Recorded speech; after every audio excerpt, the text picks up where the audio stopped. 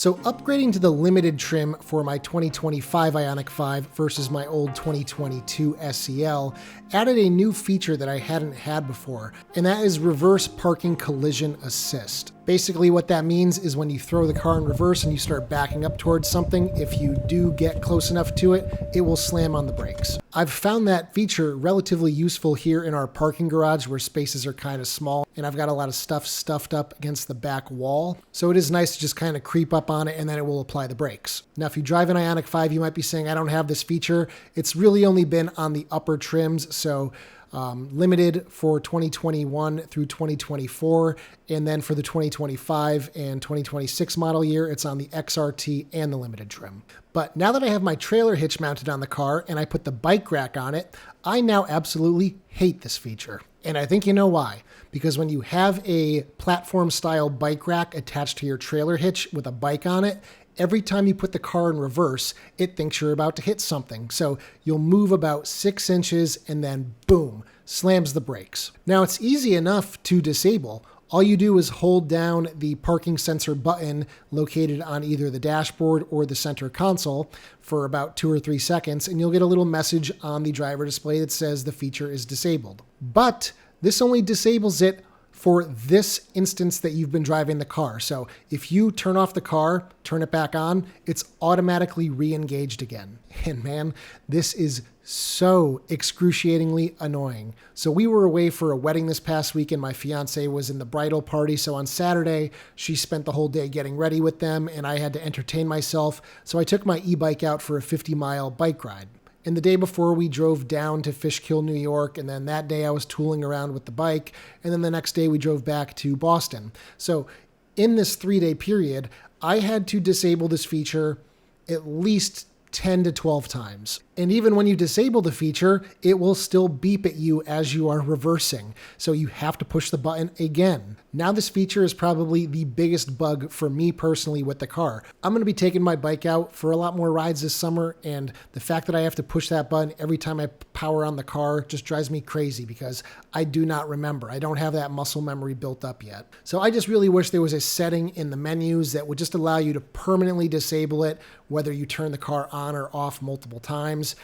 It should be up to the user to pick that preference. Now there is a way to prevent this from happening, but you have to have the trailer light wiring harness attached to your car for trailering lights. I keep getting asked by you guys, Corbin, have you seen if there is the official trailer light wiring harness yet available for the 2025 Ioniq 5?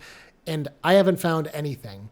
I did purchase a kit a few weeks ago that I thought was going to be the right kit.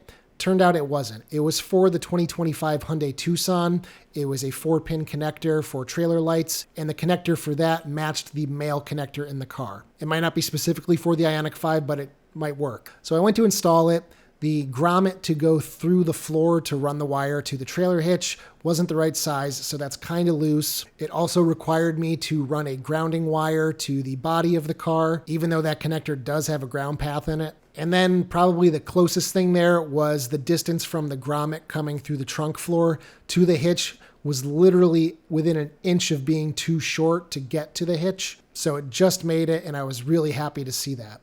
But when I plugged in my 4-flat tester and got in the car and powered it on, I realized that it wasn't doing the same thing that my 2022 Ioniq 5 did with its trailer light wiring harness, which is automatically adjusting the range, as well as limiting your regen level to level 3. So I was like, what the heck? Now, luckily for me, a few months ago when I was developing the door lock device for the 2024 Kia EV9, I bought the trailer light wiring harness for that just so that I could model the connector off of it. So I had that lying around. So I took the little brain box for that, and just today I plugged that into the car.